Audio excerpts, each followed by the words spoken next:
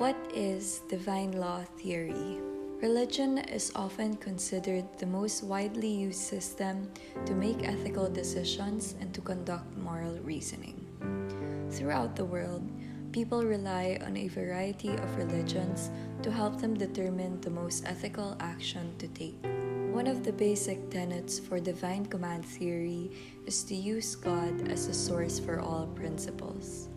In this way, to rely upon divine command theory, a person must believe that there is a willful and rational God that has provided the direction toward an ethical outcome. There are 4 assumptions of divine command theory. First, there is a God. Second, God commands and forbids certain acts. Third, an action is right if God commands it. And lastly, people ascertain what God commands or forbids. The Euthyphro dilemma. Plato presents a dialogue between Socrates, who is about to be executed for his crimes against the youth of Athens, and Euthyphro, who is prosecuting his father for murder. They ultimately came up with these questions that interrogate the notion of morality in God's command. First being, are actions good because God commands it?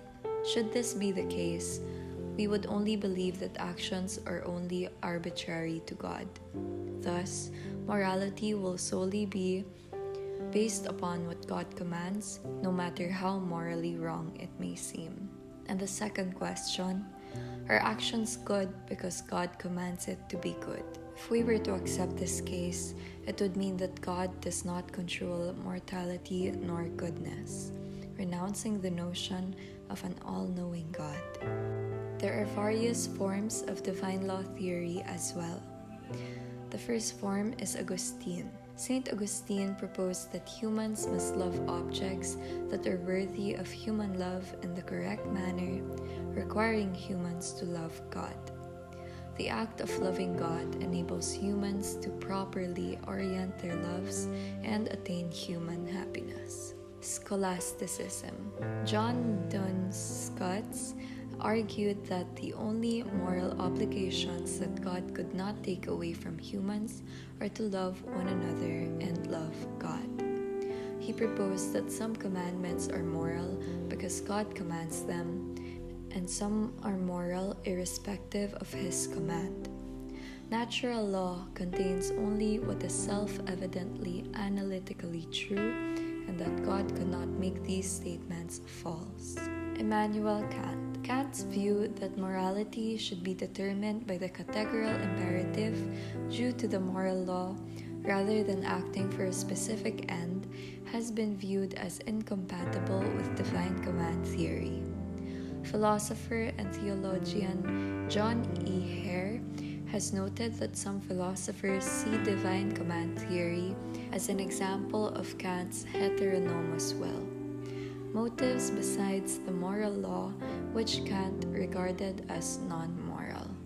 Robert Adams. This form basically says that when something is contrary to God's commands, it is wrong to do it. A number of criticisms on the divine law theory. Religious scriptures are generally ancient and are hard to interpret against the complexities of today's society. As a result, religion as an ethical system does not provide specific ethical guidance to specific ethical dilemmas. Scriptures are ambiguous and are generally broad in nature. The second criticism is that the notion that the might or power of God should be the basis of our ethical decisions indicates that the morality of the decision is based upon the fear of God's might and power. If this is so, then is the decision really an ethical decision or is it coerced? To end the video, we have an example of divine law theory. You are a passenger in a flight that suddenly experienced a malfunction, thus driving the plane to a crash. Along with 150 other passengers, you escape through lifeboats, but 30 of the other passengers are seriously injured, and they will most likely not survive to see the end of the week. Knowing that the supplies in the lifeboats can only provide for 100 passengers, a few of the passengers on your boat wish to give some of your stash of supplies to those who are injured in the hopes that they will be able to save them. As a divine law theorist, you would agree with the choice to help save these injured passengers because you believe in what God either commands and forbids. And through the sixth commandment, that thou shalt not murder, though you will not be directly killing anyone, you will be contributing to the reason behind why they will not continue to live for as long as they can.